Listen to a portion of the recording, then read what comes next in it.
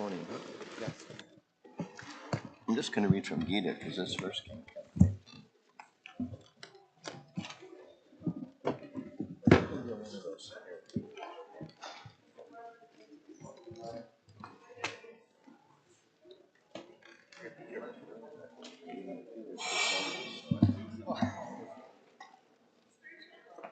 Good. Perfect.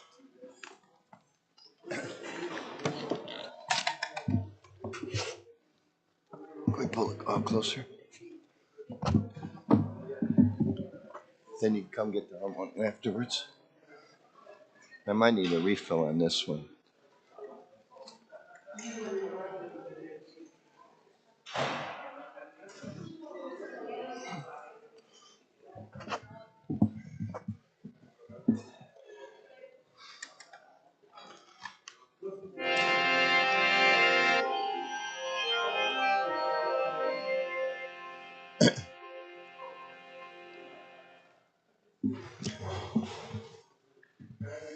Everyone noticed that Suresh Prabhu was taking a lot of photographs?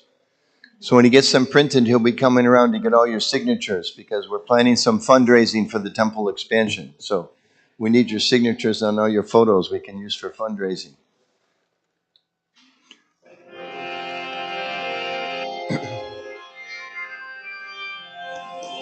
Sayurat Amadava Kunjabiyari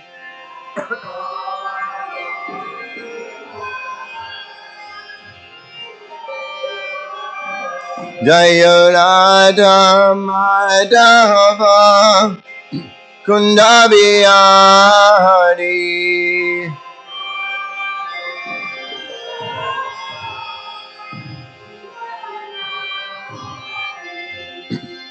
Gopi Janapalava Girivadadari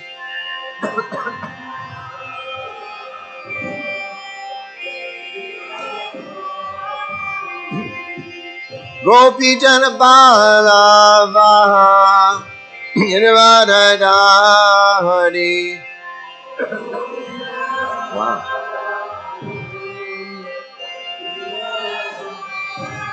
Yashodanandana Braja Janaranjana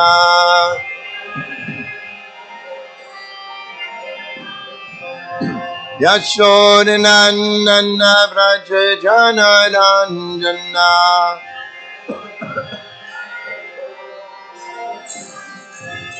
Yamuna Tiravanachari Yamuna Tiravanachari. To write a particular verse? Actually, do a verse in your verse. Okay. Jayaramadava Kunjabiyari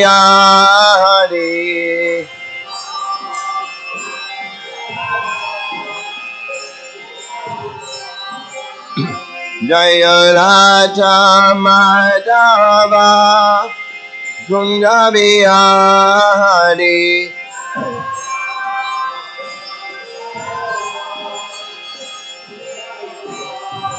Haribo Gopi Jana Balava Girivardhari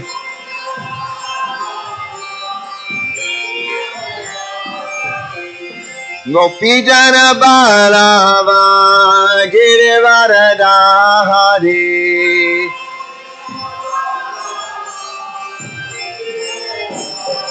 Yashodanandana Braja Janaranjana Yashodanandana Braja Janaranjana Yamuna Tiravanachari Yamuna Tiravanachari Jayarada Madhava Kunjabihari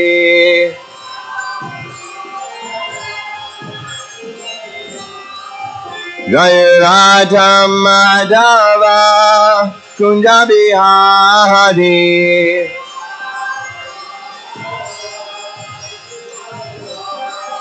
Jaya Radha Madhava Kunja Bihari.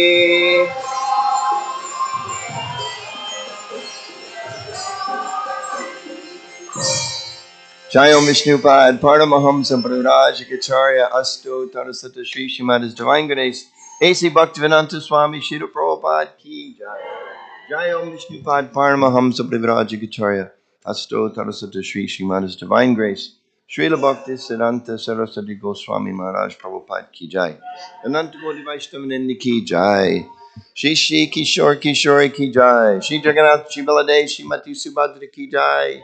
Shri Shri Gauranitai Ki Jai, Vaishnav Sangha Ki Jai, Kishore Kishore's 50th anniversary celebration Ki Jai, Gaur Premanandi.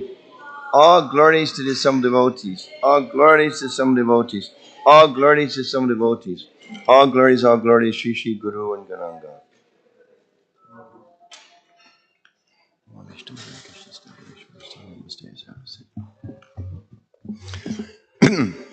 Om Namo Bhagavate Vasudevaya. Om Namo Bhagavate Vasudevaya. Om Namo Bhagavate Vasudevaya. So I was assigned a topic but not a verse. So when I saw the topic, it's something about carrying the legacy forward. So I think I'm introducing the topic. I think Irma is speaking later in the day, same topic. So is that verse, carry what you lack, preserve what you have? So they schedule that accordingly. So I'll make a few stabs at the topic. We'll let her clean it up. But actually the verse that was kind of coming to my mind was from the Bhagavad Gita. So with everyone's permission, we'll read a Gita verse this morning. It's one that we all know pretty well. And then Prabhupada's purport and share a few thoughts on this topic of legacy. So here's the verse. Please repeat. Tesham satata yuktanam bhajatam pritipurvakam dadami buddhi yogam tam yena mam upayanti te. Tesham satata yuktanam bhajatam pritipurvakam dadami buddhi yogam tam yena mam upayanti te. Tesham satata yuktanam bhajatam pritipurvakam dadami buddhi yogam tam yena mam upayanti te. Someone else want to chant?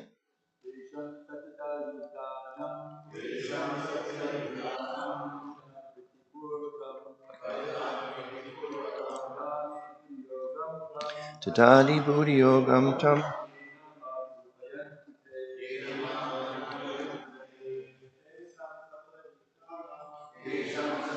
yuktanam bhajatam pritipurvakam tatami buddhi yogam tam yena mam upayanti te. Vaishnavis.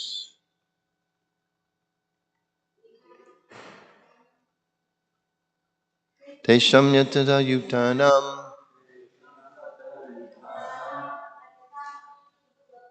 bhajatam pritipurvakam tatami buddhi yogam tam yena mam upayanti te. Word meanings. Tesham, unto them. Satata yuktanam, always engaged. Bhajatam, in rendering devotional service. Priti purvakam, in loving ecstasy. Tadami, I give. Buddhi yogam, real intelligence. Tam, that. Yena, by which. Mam, unto me. Upayanti, come. Te, they. Translation and purport by His Divine Grace Srila Prabhupada Ki Jai. To those who are constantly devoted to serving me with love, to those who are constantly devoted to serving me with love, I give the understanding by which they can come to me. Please repeat. To those who are constantly devoted to serving me with love, I give the understanding by which they can come to me. Purport. In this verse, the word buddhi yogam is very significant. We may remember that in the second chapter, the Lord, instructing Arjuna, said that he, capital H, had spoken to him of many things, and that he would instruct him in the way of buddhi yoga. Now, this is 10.8, by the way. Now, buddhi yoga is explained. Buddhi yoga itself is action in Krishna consciousness. That is the highest intelligence. Buddhi means intelligence, and yoga means mystic activities or mystic elevation. When one tries to go back home, back to Godhead, and takes fully to Krishna consciousness in devotional service, his action is called buddhi yoga. In other words, buddhi yoga is the process by which one gets out of the entanglement of this material world. The ultimate goal of progress is Krishna. People do not know this. Therefore, the association of devotees and a bona fide spiritual master are important. One should know that the goal is Krishna, and when the goal is assigned, then the path is slowly but progressively traversed, and the ultimate goal is achieved. When a person knows the goal of life but is addicted to the fruits of activities, he's acting in karma yoga. When he knows that the goal is Krishna, but he takes pleasure in mental speculation to understand Krishna, he's acting in jnana yoga. And when he knows the goal and seeks Krishna completely in Krishna consciousness and devotional service, he's acting in bhakti yoga or buddhi yoga, which is the complete yoga. This complete yoga is the highest perfectional stage of life. This is a very nice section here. A person may have a bona fide spiritual master and may be attached to a spiritual organization, but still, if he is not intelligent enough to make progress, then Krishna from within gives him instructions so that he may ultimately come to him without difficulty. The qualification is that a person always engage himself in Krishna consciousness with love and devotion, render all kinds of services.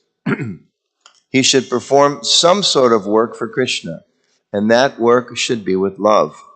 If a devotee is not intelligent enough to make progress on the path of self-realization, but is sincere and devoted to the activities of devotional service, the Lord gives him a chance to make progress and ultimately to attain him. Jai, Srila Prabhupada Ki Jai. Om Gyanatamiandasya Janan Anjana Shalakaya Chakshu Umanitamena Tasmai Shri Gurave Namaha Shri Chaitanyamurobhistam Stapitam Yena Bhutale Swayam Rupa Kadamayam Dadati Swapanantikam Jai Shri Krishna Chaitanya Prabhu Nityananda Shri Advaita Gadadhar Shivasari Gaur Bhaktivinoda Hare Krishna Krishna Krishna Hare Hare Hare Rama Rama Rama Hare Hare. So first I just want to thank the organizers of this weekend. Leela Manjari's not here. I think she's one of the main people. I know Suresh Prabhu. He's not just the cameraman. He's running around doing other things as well. He helped bring a lot of the VIPs and things like that. And all the devotees helping on the altar, Sabal, the whole council. The congregation was very nice for those of us from out of town.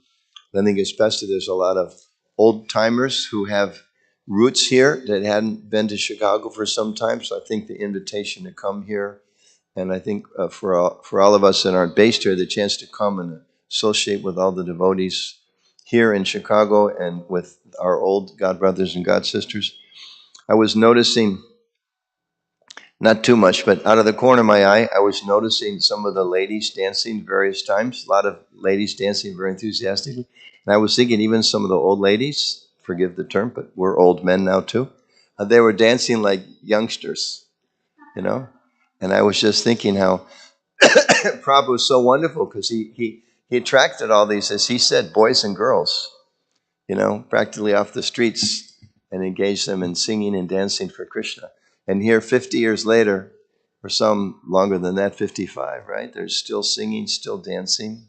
So it's such a wonderful process. So the topic today is something like carrying the legacy forward.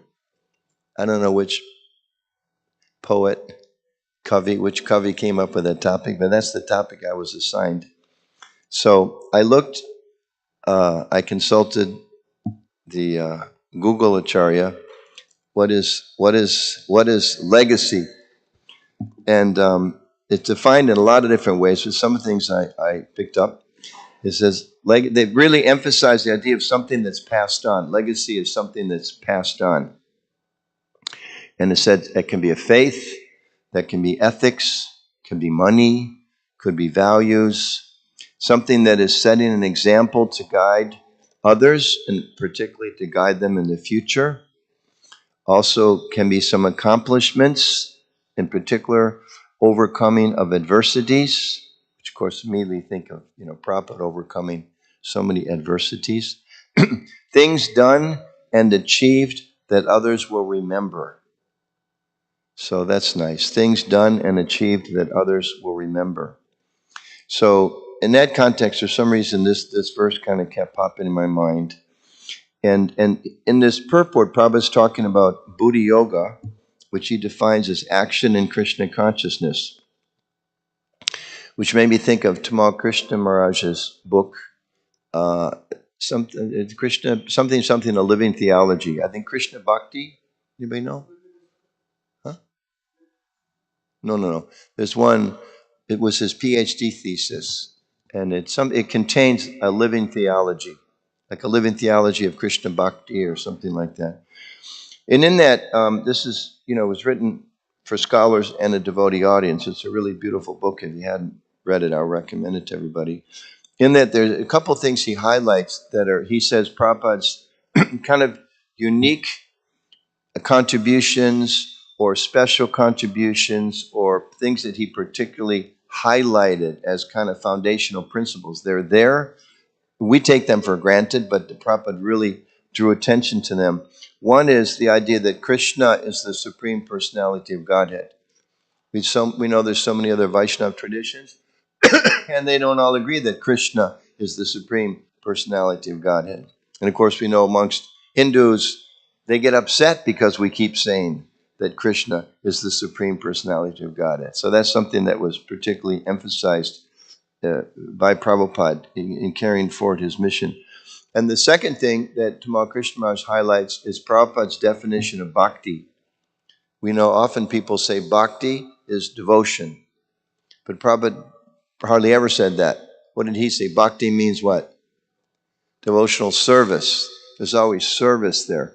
And he's emphasizing that in this particular purport. So I think if we keep that in context, that Prabhupada, so many wonderful contributions, but his emphasis that Krishna is the Supreme Personality of Godhead. And of course, for those who live in Chicago, know that Kishori is the Supreme Personality of the Supreme Personalities. We all know that, those that worship the deities here. Nobody caught that. Nobody appreciated that comment. Irma, at least you should have said Jai. Or said Jai. Okay, Jai. Kishori, Ki.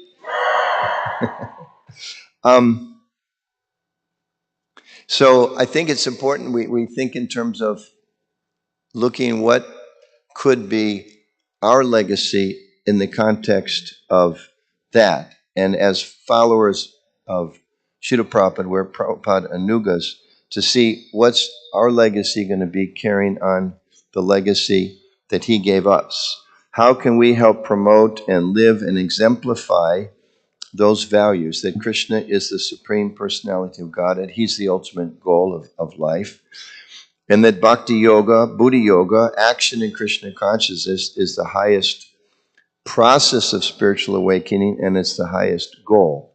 And Prabhupada said in this purport that if we know that, then, quote, the goal will be slowly but progressively traversed. And I'll confess in front of this audience that when I first became a devotee, relatively young, not as young as some of the exalted souls here, but I became a devotee at 20, and I remember learning that Lord Chaitanya took sannyas at 24. I remember thinking, yeah, that's doable.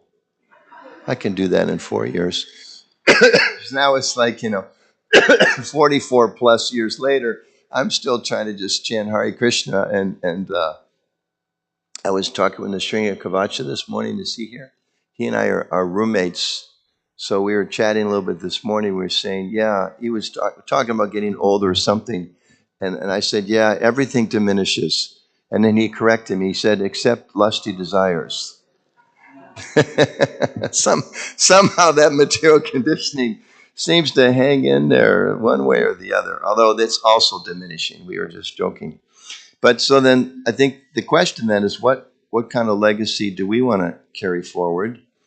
And that requires some thought about what was the powerful legacy that transformed us, because our lives are different now, all of us, even those born in the movement. I know speaking with a lot of devotees whose parents were devotees, and hearing from my own son is that at some point want us to say, this is mine. For many years, that this is what my mom does. We know a lot of our devotees from Indian background, they'll even say, this is what my grandmother did. My grandmother recited verses, or my grandmother did puja. It's like, well, when does it become your puja? When does it become your verses? When does it become your commitment? When does it become your mantras? It's nice, your grandmother. Others of us, we pretty much should forget what our grandmothers did and what our grandmothers, not necessarily so auspicious to carry forward. But either way, at some point, it has to become ours. So in the same way, what legacy we're going to carry forward requires that we study and understand deeply what's the legacy that was given to us, and then what part of that legacy can we particularly help to carry on. I know in the ISKCON leadership and management course, we talk about spiritual vision and about the vision given by our acharyas. And Bhaktivinoda Thakur, as an example, his vision of seeing the beautiful temple rise in Mayapur. And Srila Prabhupada talking to Mr. whoever was on the park bench in New York City, saying there's temples, there's devotees, there's books, but only time separates us. So he saw that. He had that vision. But it's described in Lilamrita, the interview with that man. He said he was penniless. He was just on a park bench with nothing, but he saw all these things. So he had that vision. So each of us, within the course we talk about, that's Prabhupada's vision, and it's so broad. And each of us, we have our little vision within that. Maybe we work in the Pujari department at some temple, so that Pujari department needs a vision, how we're going to have the highest standard of worship of Kishore Kishori or Radha Madhava or wherever we are, whatever the deities are. Or the Sankirtan devotees in a certain area need a vision. What's the legacy they want to carry forward of distributing books to every conditioned soul in the city or the village? Or management should have a vision. We want the nicest managed, the best cared devotees, the most clean place. Everyone comes there. Like Prabhupada said, when he was a child, they were inspired to sit down because the seat was so clean. So, that was the example he gave to us. The echo's not so good, so should I slow down?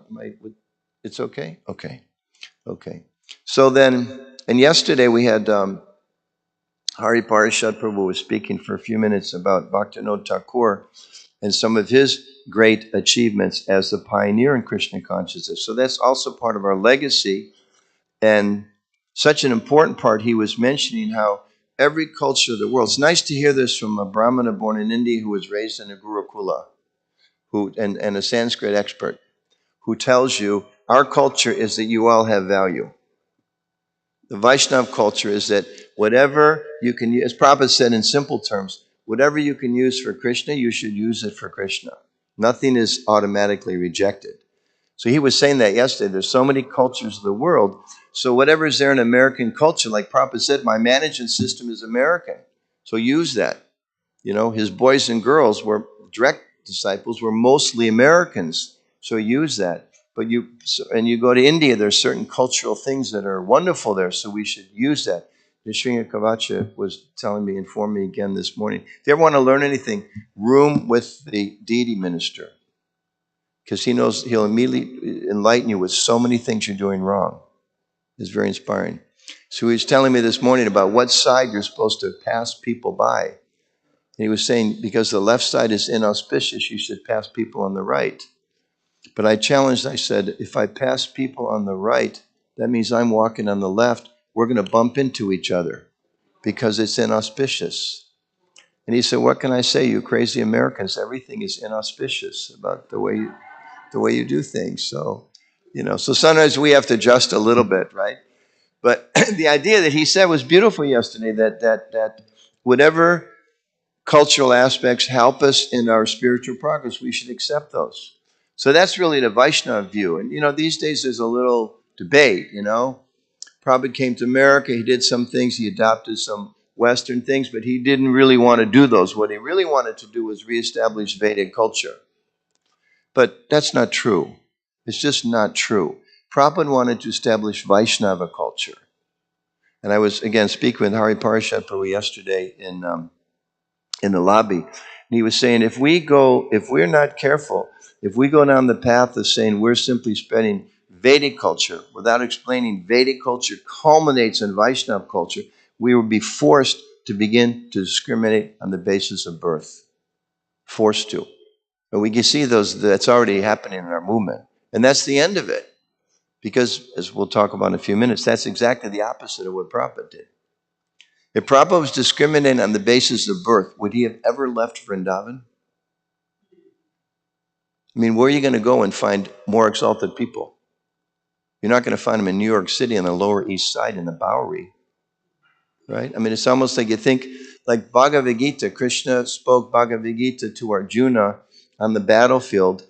In part, it seems to convince all of us in the future, no matter how bad it is, Bhagavad Gita can apply to your life. It's like none of us are going to have to fight a civil war. Most people in the future won't. Killing, your grandfather, your guru. It's like, what could be a more difficult situation than that? But still, Krishna taught him, even in that situation, you can be Krishna conscious. So the same way, it's like Krishna arranged Prabhupada to go to the depths. Allen Ginsberg said, Bhaktivedanta Swami, he didn't go to the upper New York drawing rooms and fancy places like all the other yogis and gurus went. He uses this term. He went to the depths of the Lower East Side of New York. The depths. Probably went to the depths. So our movement is based on going to the depths. So very important. And he was emphasizing that yesterday with Bhaktivinoda Thakur, accepting whatever can help us in Krishna consciousness. So then, what's the legacy of Srila Prabhupada and our previous acharyas and our experience of Gaudiya Vaishnavism and Krishna consciousness and this temple and service of Kishore Kishori that we want to carry forward? So a lot could be said on this, but four particular things came to my mind that I think are relevant. And the first, again, this definition of legacy, faith, ethics, values that are passed on. So what is that first value of the legacy of Prabhupada? Because we're here, the 50th anniversary of Kishore Kishori. As Malati said last night, some of you will be here looking around the room. Maybe one or two of you will be here for the 100th. There were some little kids here last night. There's no little kids here right now. So, okay, 75th, some of you for sure. Some of you will be, most of us will be gone. 60th, at least some of us in this room will be gone. So we don't know how much more time we have. But either way, what is it that's going to be carried forward?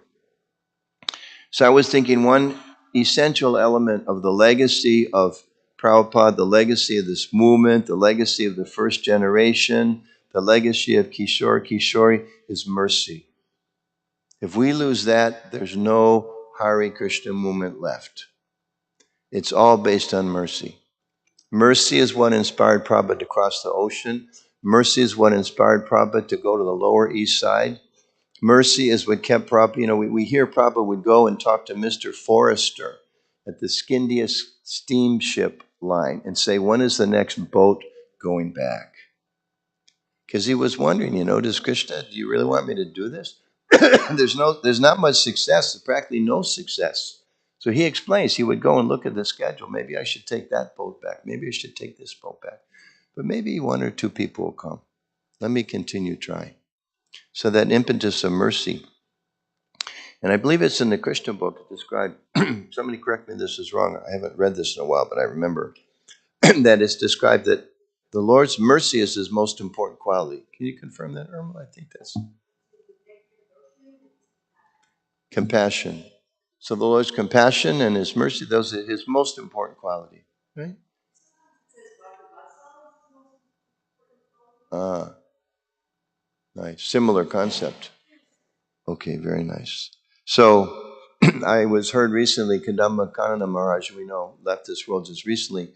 He had instructed his disciples, somebody said this, that I want my disciples to be remembered for their kindness.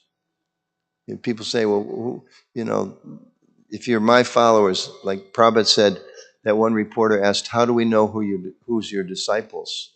And Prabhupada said, they're perfect gentlemen, which is interesting. He didn't say they chant 16 rounds, they shave their heads, they wear saris or dhotis or tilak. He said they're perfect gentlemen. And we can understand ladies. The terminology of the day would just speak masculine terms then.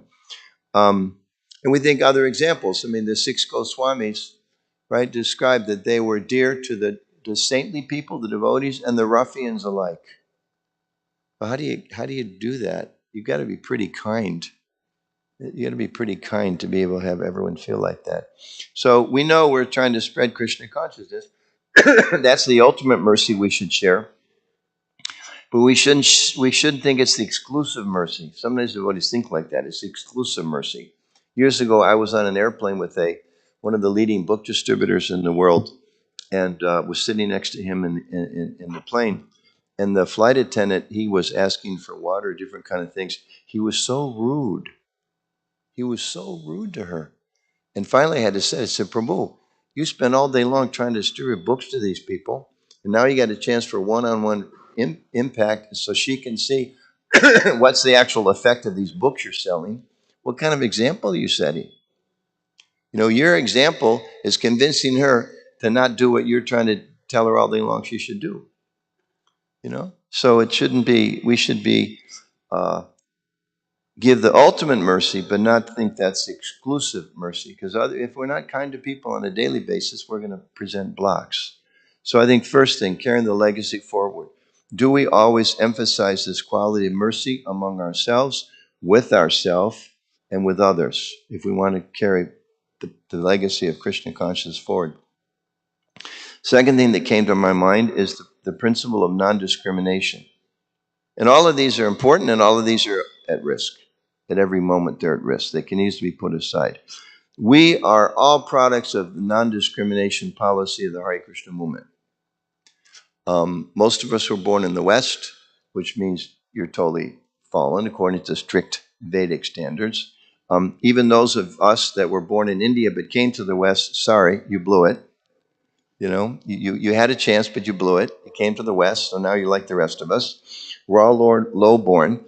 We're all products of traditionally fallen statuses. But Krishna came as Lord Chaitanya to turn that whole thing upside down. And what is it described? He did. He broke open the storehouse of love of God to distribute it to everyone. Specifically, he says, without discrimination. No discrimination. That was Lord Chaitanya's principle. So if we lose that, if we start discriminating, where's the legacy? And you see that historically, different religious organizations and churches and different kind of communities sometimes are very, even with countries. They talk about that like with America, if you look at the good side, there's a lot of bad sides, but founded on this principle of the quote Protestant work ethic, work hard, lift yourself up by your shoestraps. But as that's lost and it becomes a culture of entitlement and a culture of irresponsibility, then the whole thing goes down. So in the same way, Krishna consciousness was founded on the principle of non-discrimination.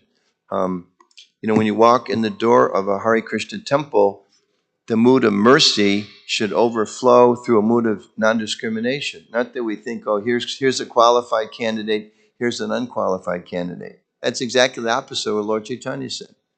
There's no qualified, no, they're all unqualified, which is so wonderful because that means you're qualified. So somebody walks in the door, we should think, wow, you're qualified. Wow. You know, we should think, now this guy's too drunk. Okay, well, what's the example of Prabhupada? The drunk wanders in, smelling, reeking, walks out again, comes back again with toilet paper, toilet, and some rolls of, I think, whatever, toilet paper and hand towels or something. Stumbles through. Everybody's wondering, what's Prabhupada going to do? Puts him in the bathroom and stumbles out. And they're all watching, thinking, what's Prabhupada, how's he going to react to this crazy drunk bum? And what's Prabhupada's reaction? Just see, everyone has this quality for service. Everyone can serve Krishna. So he accepted that. He didn't discriminate. Hey, wait a minute. What are you doing here? You're an old drunk bum. You can't come here. This is a gathering of young people that are open to spirituality. They want to sit here. They want to hear. That's our philosophy. They want to chant. You have to sit down and chant. He didn't say you have to sit down and chant. He said, oh, very nice. He's rendered service. And he just came from Vrindavan. You don't go near those people, right? You can find certain Shastras going to say, don't touch the shadow. At least the culture became, even this guy's shadow touches you. Prabhupada's like, oh, thank you for your service. Thank you. So that's the legacy. I happen to have heard this story many times of one 16-year-old girl, which means this was 1968. How early was that? How mature were the disciples? Prabhupada's sitting in his room, looking at each and every disciple in the eye, telling them, I want each and every one of you to open a temple. 1968. And one young girl who was 16 blurted out, I've heard the story recently, it was blurted out on the mood of like, you don't expect us to do this, Prabhupada, when she said, Swamiji, even the girls? That's as close a rendition of the voice I can come. Swamiji, even the girls? And Prabhupada said, yes. In Krishna consciousness, there's no difference between the boys and the girls in service. So, I mean, again, we heard stories here. While we hear so many beautiful stories, Prabhupada going to the mantra rock dance. That's non-discrimination. It's like, Prabhupada, there's a lot of people there. We can go. We can attract young people. We can make a scene. And the devotees in New York, right? It's funny. The devotees in Lower East Side New York had become so conservative in their viewpoints. Swamiji can't go to mantra rock dance. They were arguing back and forth. He can't do that. They were trying to convince devotees on the West Coast he can't do it. But then he went. Prabhupada went to a nudist colony. I'm not going to a nudist colony to preach. But Prabhupada did, and he picked up a few devotees there. You know, quite a few. Quite a few. Can quote that. Govinda Dat Prabhu said, quite a few. Yeah. I mean, talk about broad-minded non-discrimination. I mean, the rest of us would think, are you kidding? Those people, I mean, we may think, those people are living like animals. How are they going to take Krishna consciousness? They're completely in the bodily platform of life. Prabhupada's like, no, those are spirit souls. So non-discrimination. You know, Prabhupada came to New York City. He lived with impersonalists. We keep hearing impersonalists. We all know we have to be careful. Don't associate with Prabhupada lived with an impersonalist guru. He wouldn't even let him talk. Sometimes he would say, Swamiji will sing us a song. And Prabhupada would look around and see who's really enjoying the kirtan. I can't remember who was. One person, I can't remember, there was a knock at his door, and it was Swamiji. You know, he was like the stealth Swami. You know, he couldn't speak, but he was noticing who was receptive. So broad-minded, so broad-minded. So that's the second principle, I think, legacy for us: mercy, non-discrimination, and the next one that came to my mind was empowerment. Again, there's always pressures to overturn these values because as soon as I get power, materially speaking, there's a sense that if I give away power, I lose power. So if I get powerful, I don't want to give it away. If I become the church, if I become the president, if I become the guru or whatever, I don't want to share that with others because materially speaking, my position will minimize. But Prabhupada said, Prabhupada's mood was empower everybody. He said, I want all of my disciples, 16-year-old girls, and I use that term because a 16-year-old is still a girl. Prabhupada said, I want you all to open temples like that. Tom Hopkins on one video, he sort of chuckles. He explaining Prabhupada's principle of empowerment. And he talks about, he told Roy Rama to start a magazine. I don't know if this is exactly accurate, but Tom Hopkins' observation was the guy never worked for a magazine. He probably never even had a magazine subscription. But Prabhupada told him, go start a magazine. He's talking to 16-year-old American kids, just like been hearing the philosophy for weeks, go start a temple. I mean, that's empowerment. That's really amazing empowerment. You read Shama Sundar's 3 volumes, which are so much fun to read his books, aptly named, what is it, Chasing Rhinos with the Swami.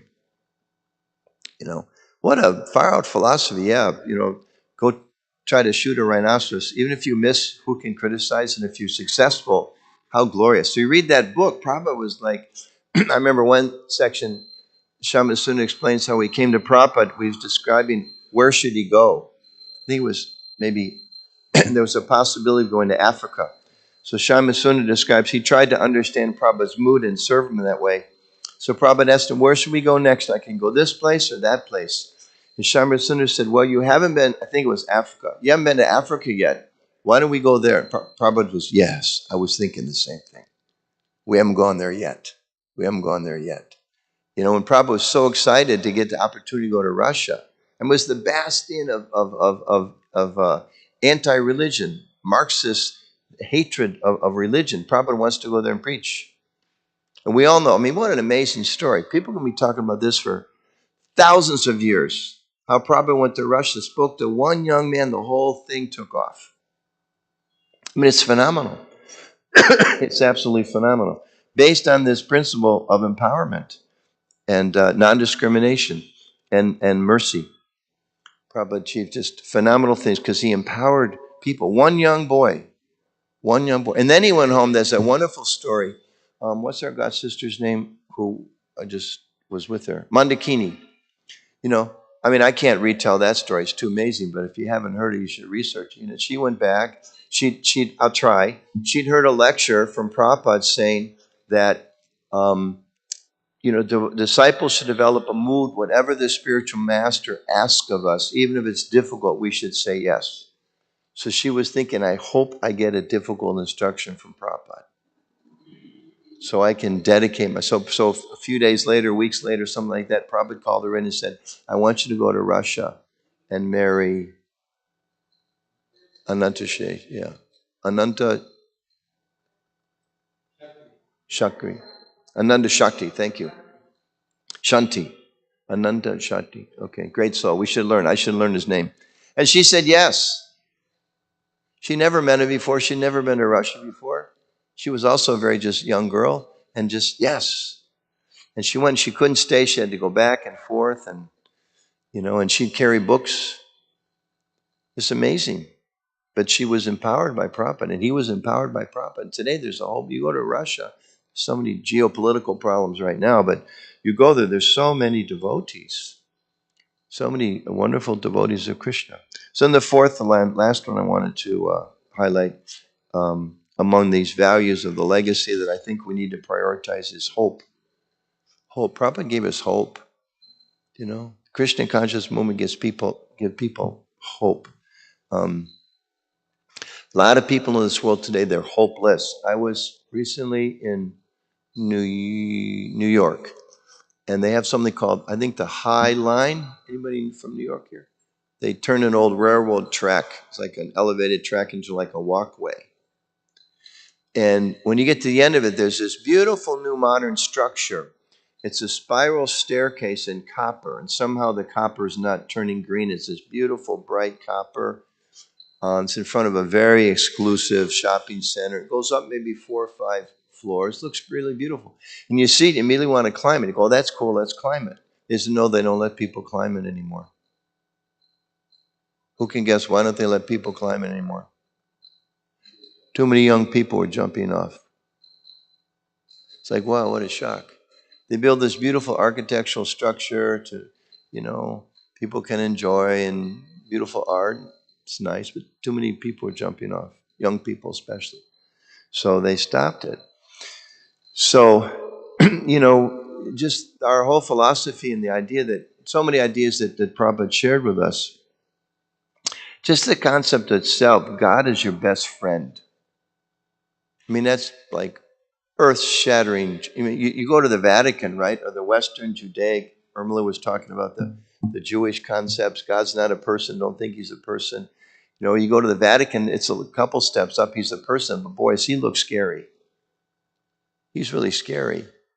So the concept that God's our best friend, and you think about, we all have one or two best friends in our lives, and those are the people like the songs of some of us, our generation.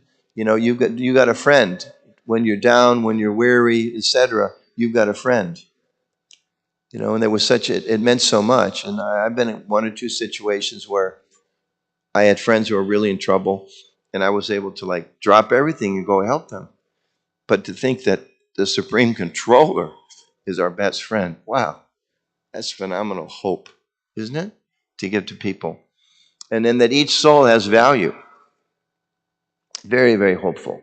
And in today's purport, this is so amazing in this purport, to the end of this, where it says, even if you're not intelligent, it's such an amazing purport. Even if you're not intelligent, you're just qualified in so many ways, still you can make spiritual advancement by the grace of Krishna and Guru.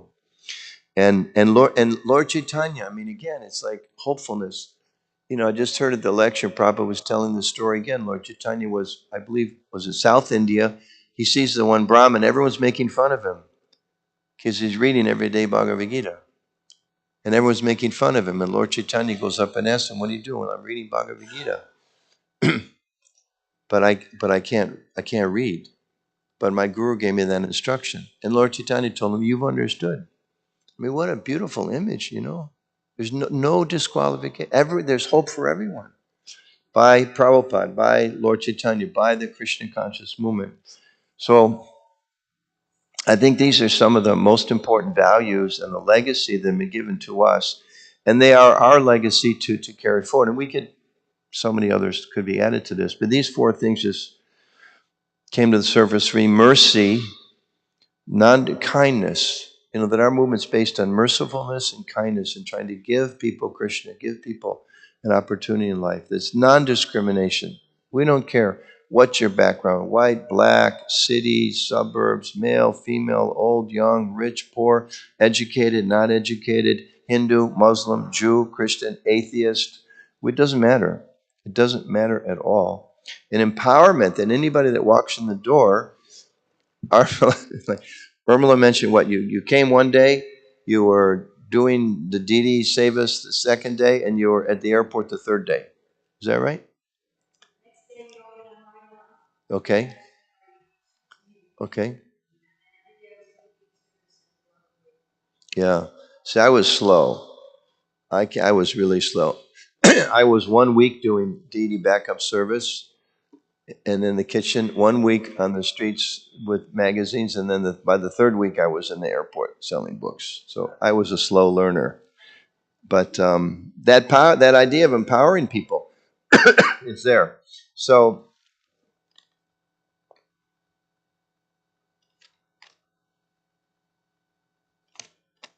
so, so thinking, how can we carry those forward, and that our legacy really needs to be to protect those, and it is just like protection, right? The Bhagavatam describes women, not in order, but whatever, women, brahmanas, children, old men, and cows should be protected.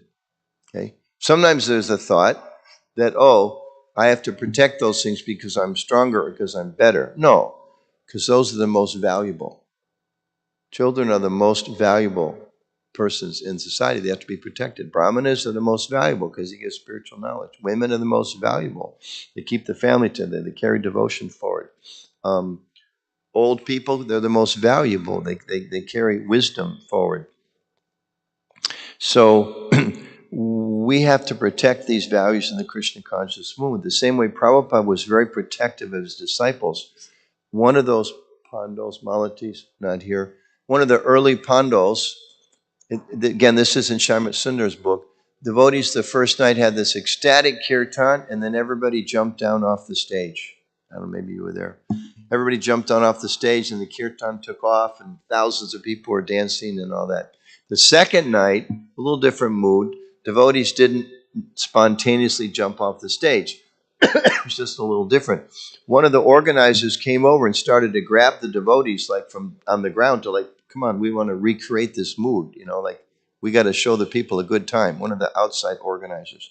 And I guess they were kind of standing near the ladies, and they started to grab, like one of the ladies grabbed their side. Prabhupada jumped off the Vyasasana with the kartals and went after the man. You don't do that to my disciples, especially my lady disciples. He was an old man. By then he was 72, 74, something like that. But to protect, he jumped off to protect. There's so many stories like that. In New Vrindavan, the devotees were sitting out on the hill one evening. Claudia Prabhu was the president. Prabhupada noticed one of the ladies, Gopi, can't remember. Gopa, thank you. Yeah, she was sitting, and Prabhupada noticed she was a little chilly. And Prabhupada said to Kaladri, he said, you're in charge. You're the president. You have to make sure devotees are taken care of. He said, she's Vaishnav. She will not ask. But it's your duty. You have to make sure you take care of what her needs are. So Prabhupada was so attentive to protecting the devotees. So we have to be attentive to protect the legacy. So what does that mean? A few thoughts on that. How do we protect mercifulness? The first thing, we have to be humble. Because as soon as you're proud, you don't want to give mercy. If you're proud, you think, well, I'm better. Why should I help others? Why should I be kind to others? But if we remember that whatever I have is a gift, and it's causeless mercy of Krishna, then I'm going to want to give that mercy away. But if we become proud as individuals, oh, I'm a Prabhupada disciple, or I'm an initiated disciple, or whatever. I was born in a Brahmana family, or whatever. Then we're finished. I heard a horrible story recently. Here's the good story. Then I'll tell the horrible story. I was shocked, but it's like, wow, material energy. What did Prabhupada say when he was asked in Australia, Nishringa Kavacha or others? He was asked, who is Jesus? What did Prabhupada say? At least one occasion. He said, he's our guru. Right? We've all heard that story. I was in Europe recently, was told a new story, shocking. One time, one of the leaders said, this is years ago, but we should pray, but for the grace of God, there go I. Right? Nice prayer. But for the grace of God, there go I. One senior devotee was asked, what's the difference between you and Jesus Christ? 2,000 years.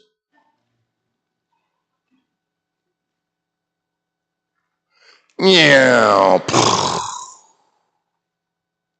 Back into the material world. We think like that. He thinks like that. You think like that. I think finished. Finished. It's all finished. Krishna doesn't need us. Like what, right? Prabhupada, with Srila Bhaktisiddhanta Saraswati Thakur, one man leaned over to Prabhupada, started talking a little bit. He chastised him. Said, do you want to our Prabhupada, he said, do you want to get up here and speak? And then to the man, he said, you think your 100 rupee donation you purchased me? Whoa, heavy. So we should think like that, with your, whatever, 2,000 disciples, you're such hotshot with your 100 rupees or your $100 or your $100,000 or your $100 million. What does Krishna need us? He does, come on.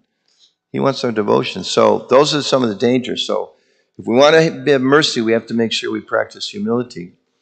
And non-discrimination, there's so much pressure, and we see this in our movement.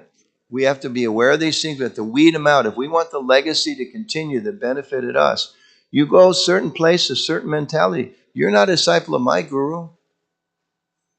This is my guru's temple. My guru's people get the promotion. My guru's people get the best service. My guru's people get invited to the special kirtan. My guru's people this, that. That is Maya. My guru means Maya. And it's there, or if we think, sometimes we think in our enthusiasm, I'm chanting 16 rounds, you're not, he's not, she's not, I'm a devotee, you're not a devotee. Everybody's a devotee, they're just different stages of forgetfulness. Or to think that, Male devotees are better. This mood is there in some place. Male devotees are so much better, they can chant mantras that women can't chant. Huh? What? In Prabhupada's movement? This is Prabhupada's movement. In Lord Chaitanya's movement? Where is this coming from? It's not Krishna conscious. It's not Vaishnava. Not our brand of Vaishnavism. So if we want to carry the legacy forward, we got to be ready to protect the things that are sacred to us. Isn't it? And it's not always easy. But that mood of discrimination, it's against Prabhupada's teaching, it's against Bhaktivinoda's teaching, it's against Lord Chaitanya's teaching. It's not the mood. So we have to be ready to stand up for those things. And empowerment, this third value. Sometimes I hear younger devotees that say, oh, we miss the early days. We're so sad we missed the early days. You were so lucky. Sikhi Mihiti was there in the early days, and Koki was there in the early days. I think that's ridiculous. The early days are going to be the first 500 years of our movement. There's like another 450 years of the early days left. Sean Prabhu, you are early. Take it and run with it. It's early still. It's still very, very early. There's so much to do, and part of empowerment means realizing we can't do it all ourselves.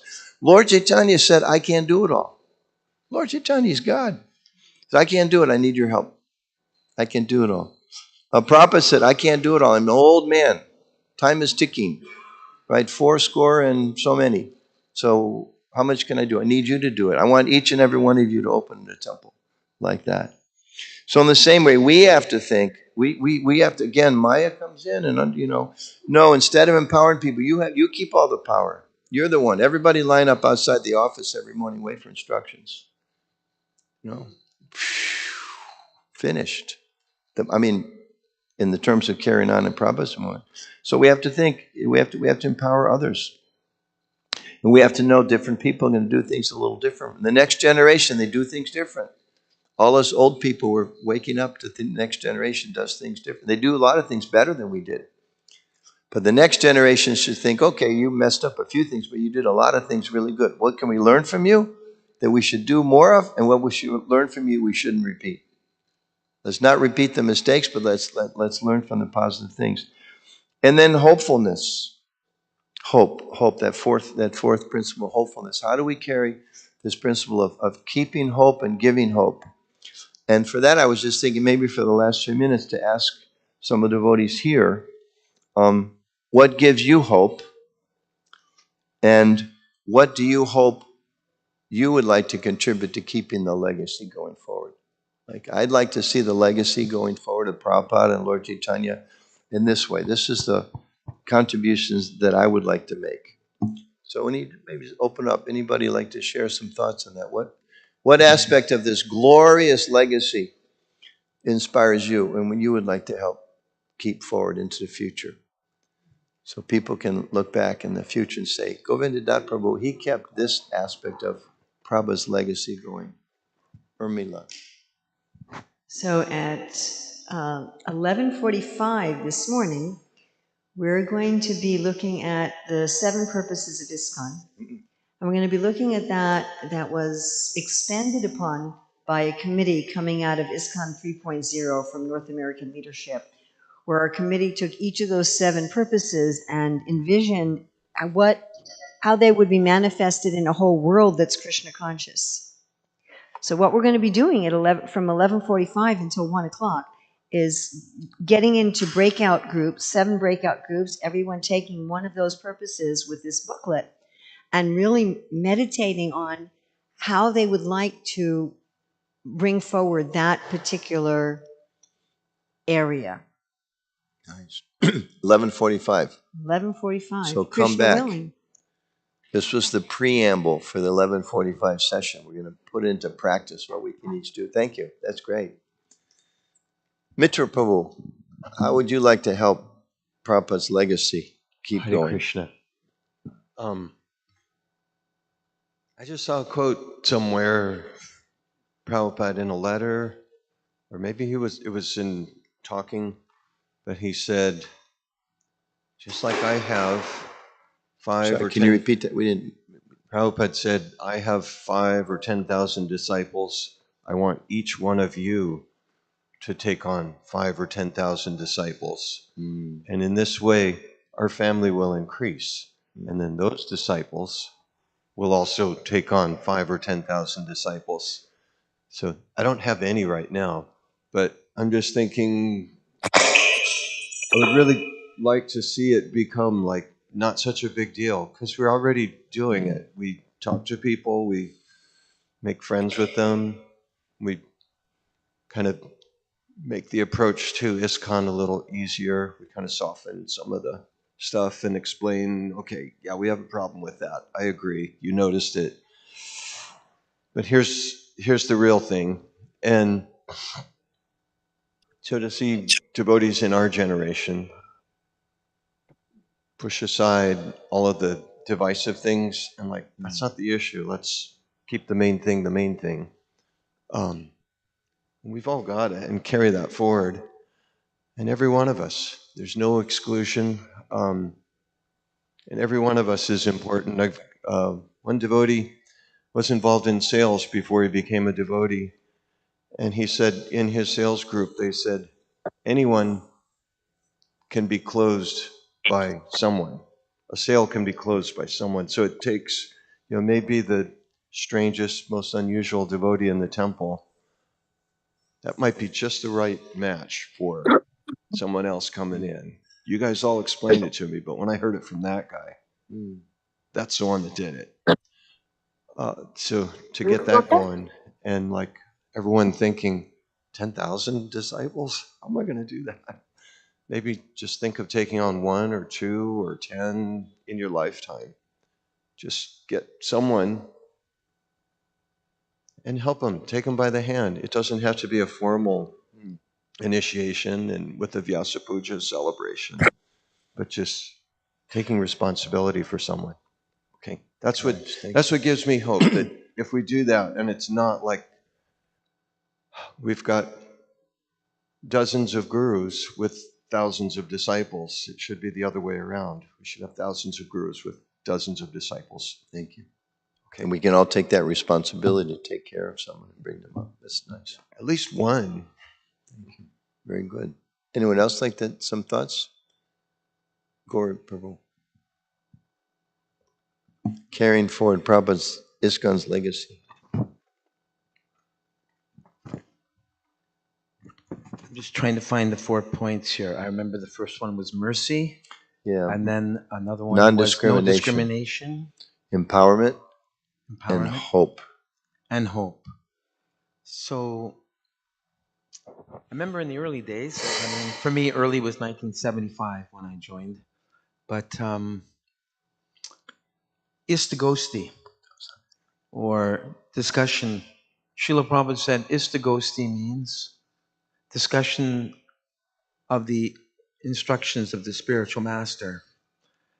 And I know it's a tall order to be a temple president.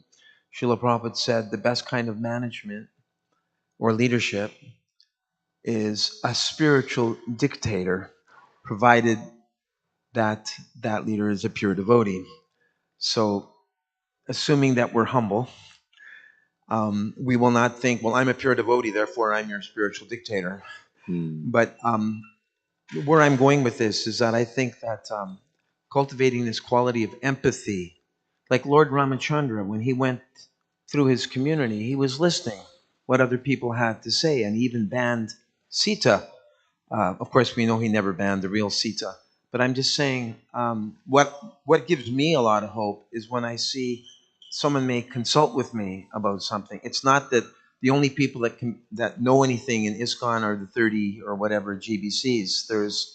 I don't know how many Prabhupada disciples are left on the planet, but and of course everyone is a Prabhupada disciple on some, either second generation or current generation. But I was introduced to this principle of sociocracy, where there's a consultation with the community, because why can't Krishna speak through Bhakta Joe or Bhakti Karen? So I just find that kind of leadership where there's a willingness to hear from others.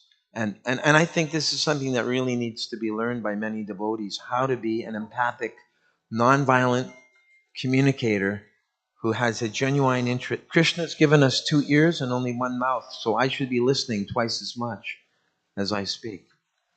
So I just wanted to share that. Yeah. Thank you. Thank you. Very important. We're willing to listen and consult to carry the legacy forward. Koki Prabhu. Yeah, I just want to share something, not that I really, my own experience, not that I'm trying to pass on some guidance, but even further with what Gaur Prabhu is saying. A certain perspective that I developed as a younger devotee going on Sankirtan and distributing books was I had to hear from the person I was trying to distribute a book to enough to be able to make this book relevant to that person so that he would be inspired to take the book and give a donation. Of course, I had a lot of ideas I could have just unloaded on him, but until I heard from him, then I could actually relate this philosophy to him. So carrying that through my life as a devotee, I found that whether they're younger devotees or older devotees, my appreciation for those devotees grew as I heard from them. And recently, I've been in a circumstance where I've had an opportunity to hear from, to get association with a lot of devotees, older Prabhupada disciples in Alachua. And over the last couple of years, being involved in doing some Zoom calls with devotees, reading Prabhupada's books together and discussing those. And though both of those situations are based on hearing Prabhupada's books, chanting Hare Krishna, and my appreciation for all of those devotees, it became so much greater by hearing from them what their realizations were, what their ideas were. And even though I would read and have some perspective, I would get like however many devotees were there that made a comment, a new perspective on that idea that was there. So I would like to just share that that's what really affects me to try to develop some of these qualities. It's not that we just, oh, I'm going to be compassionate but we have to have some, appreciation, some willingness to know this person and give of ourselves. That's our philosophy, is loving exchanges and relationships. Our philosophy is not to just upload onto somebody some information, but to get to know people and know their needs and their pleasures and try to reciprocate with them in a Krishna conscious way. So that's what's been inspiring me, and it's a simple thing. Please continue sharing that to help make sure that legacy goes forward. It's really important. Okay, one last comment, and then we have a little announcement, because that Nekala Devi Dasi will do a devotional dance after the class. Where's Subal? Does this say 4:15 minutes or in? I think he stepped out. I'm not sure if this is in 15 minutes or 4:15 minutes. But anyway, there's a dance, special dance, so we want to stay and honor that. So, can somebody look for Subal and find out, or is Nekala around? So we know, is it? Yeah, I'm not sure if this means she's getting ready and we need to talk for 10 more minutes. She's ready. Okay, so we'll take last comment or question or reflection. From Wonderful Govinda. presentation. Thank you very much. Very wonderful. A couple of things, if you could clarify.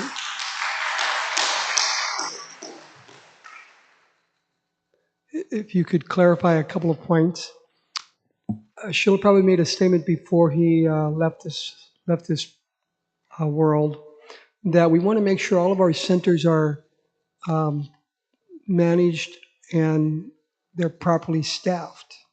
Because you were mentioning about going open other centers, which is very important. I totally agree. So maybe what Because maybe he also said, "Don't make me Alexander the Great," exactly. and everything collapses. I conquer new territories, and all falls apart Yeah, behind if me. we all left here and said Yeah. we're going to open up centers, and then the deities would be You without want to? their proper worship. Yeah. You want to just add more to that? I mean, you have so much Well, the other realization point on was it. about we do want to invite everyone, of course, to Krishna consciousness and to the temple. But if someone is intoxicated or if they are very smelly,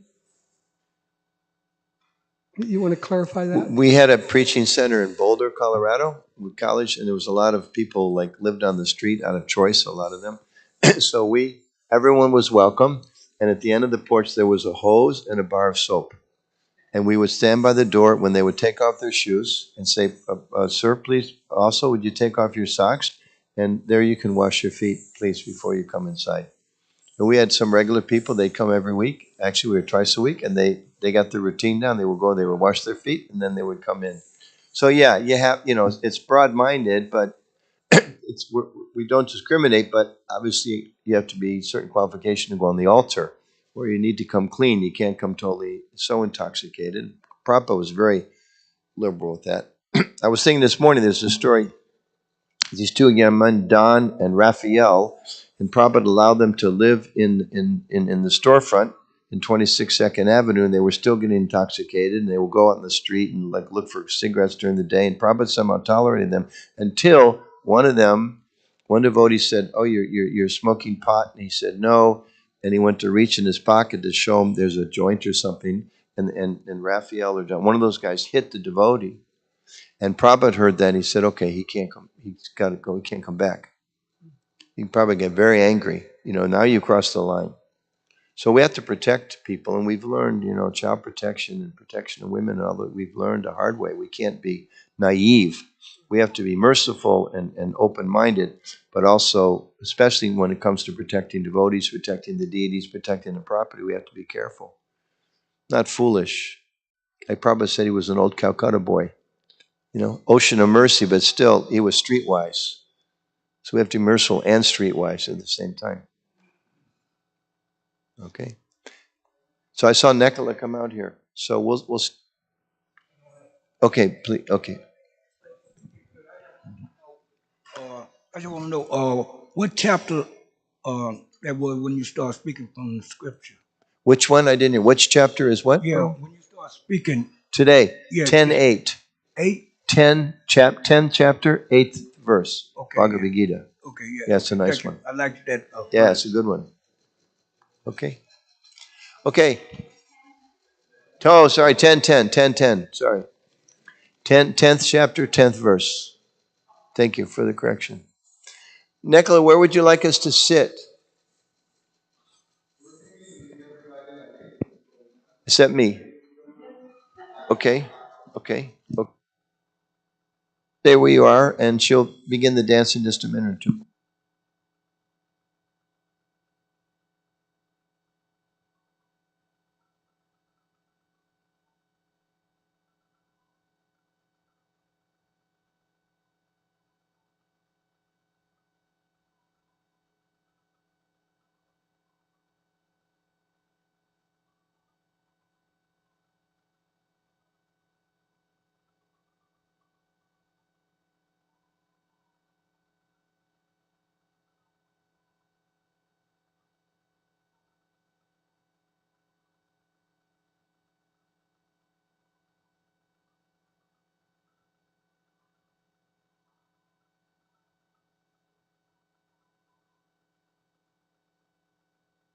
I don't really talk on mics, so sorry about that.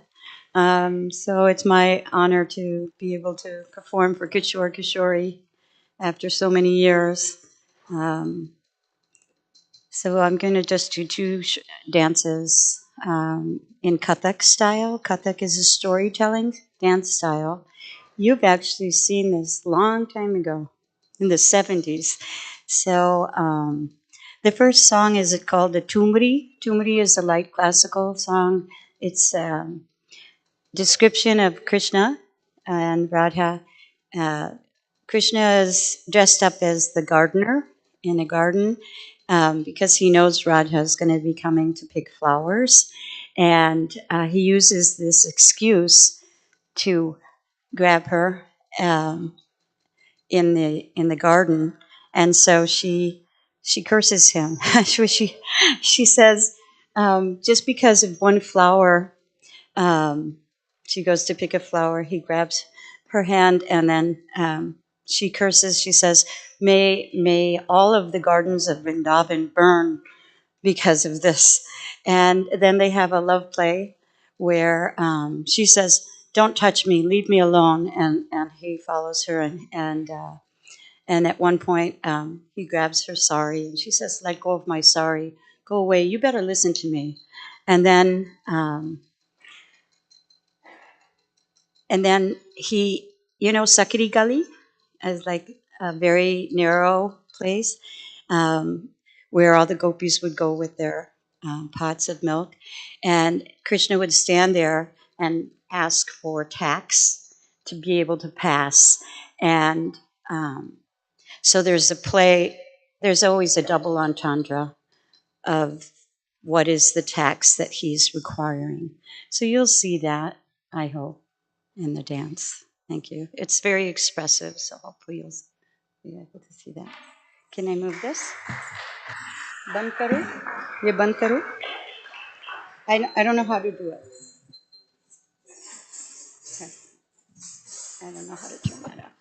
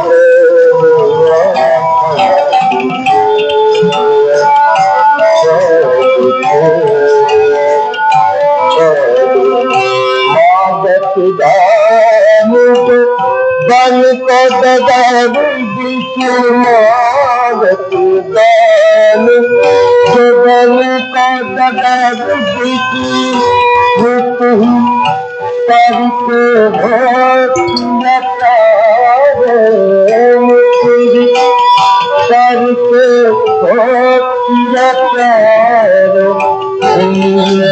सुनो नहीं मानत मोहन रात करे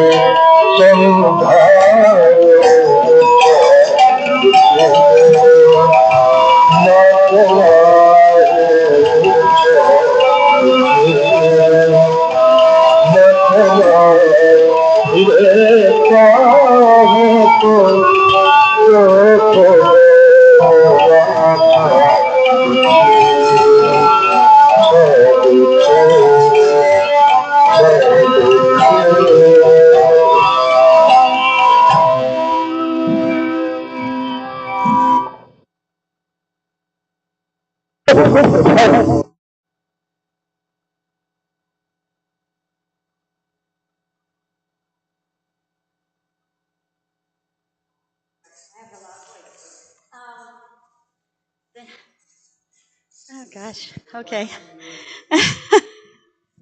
All right.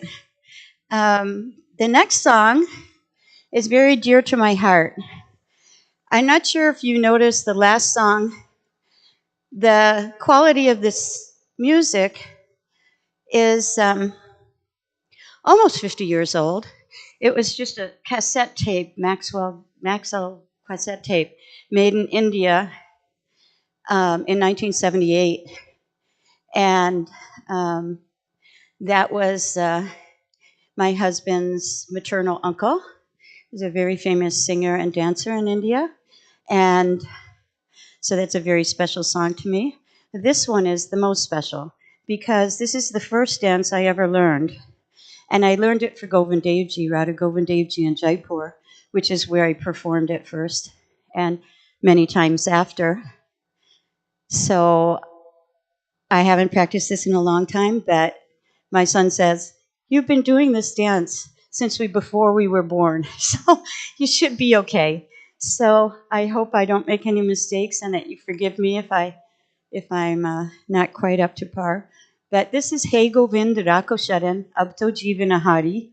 It's based on a Surdas prayer, but it was composed and choreographed by my children's father, Madan Maharaj, who is my dance teacher, and obviously my kid's father. And so he's singing on it. It was very hard to update the music. So just bear with me. It has a lot of heart, and it means a lot to me to be performing this for Kishore Kishori. Thank you so much. Oh, I should tell you what it is. Hey Govind Rako Sharan is it's about. So there are several different sequences in this. As I said, it's a storytelling dance form, and so we'll see Kaliya, serpents, and the wives asking Krishna not to kill their husband. And then we'll also see Gajendra Moksha. We'll see the alligator in the water and everything like that.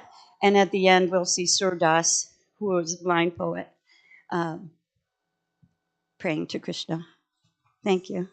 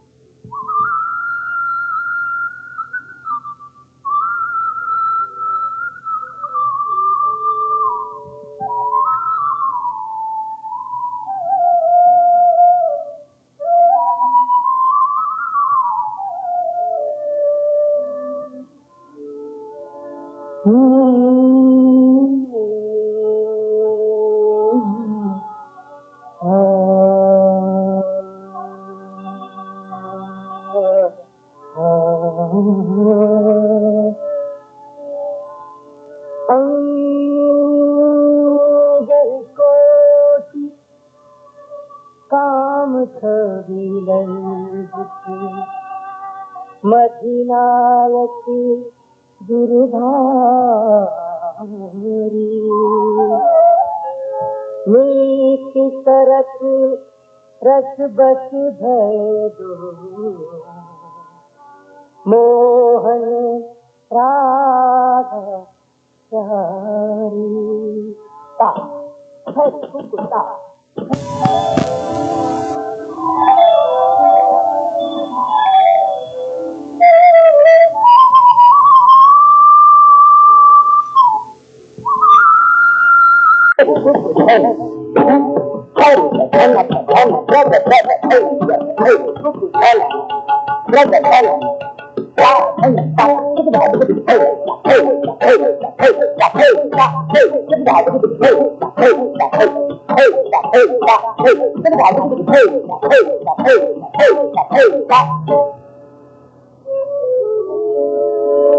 मेरी तंगी हुआ मत हो तंग तंग रहने दे करने मत मेरी तंगी हुआ मत खुदाई गल गल गल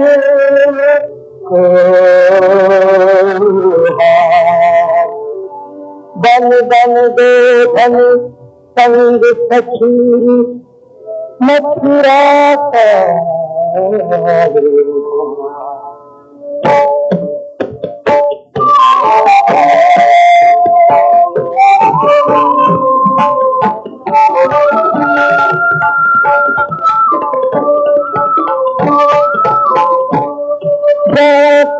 घर बाहर दिखी सुंदरी नाना सुनत है मत कम मत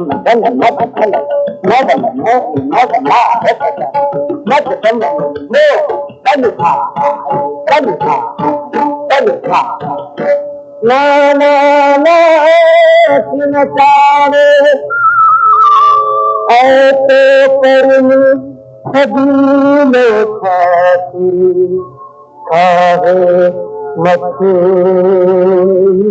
राजा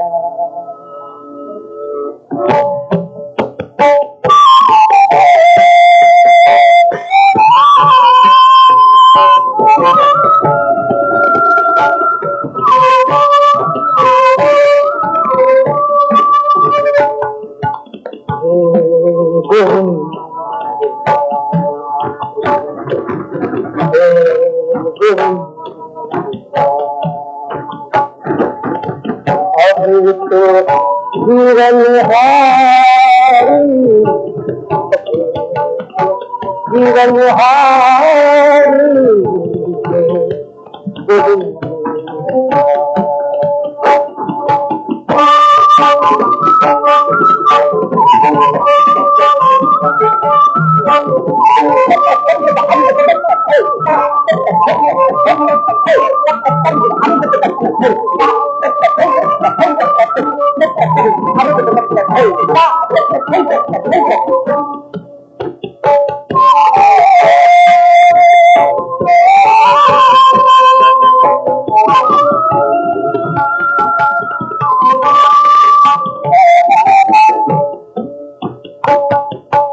यमुना जल की यमुना जल की सुहाग अरुते बिहारी सुहाग अरुते बिहारी अजूत जीवन हारी pam pam pam pam pam pam pam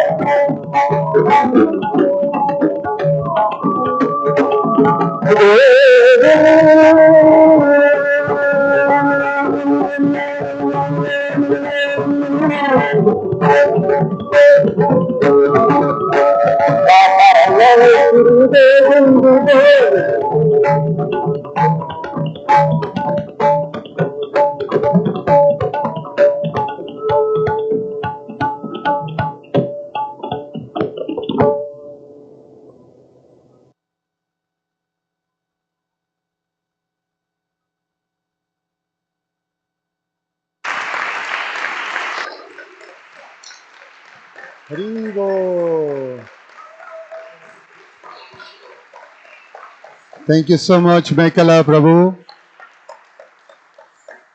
Hare Krishna. Thank you so much, Michael Prabhu. That was very beautiful. Actually, one can picture Gajendra and the crocodile and Surdas. So it's beautifully done. Thank you. For the pleasure of Kishore Kishori, Srila Prabhupada, and all the devotees. Thank you. Thank you, everybody. So there is breakfast waiting for everybody. And then we come back together at 10, I think, no? 10 o'clock. We have the pastimes of Srila Prabhupada in Chicago. And it's a group discussion led by our Urmila Prabhu. Thank you so much. So it's 9:15, it's 45 minutes. So what would you say? You need a little more time for breakfast? Yep. So where is our... Oh, let's play by ear. I don't have my boss here, Lila Manjari. I don't see her. So when she appears, then we let you know when we're going to get together back in here. Thank you. Hare Krishna. Shishi Kishore Kishori ki jai. Mekala Prabhu ki jai. Anuttama Prabhu ki jai. Samaveta Bhakta Vrinda ki. Gaura Premanandi.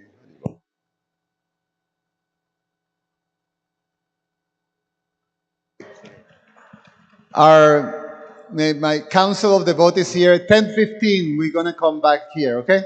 10:15.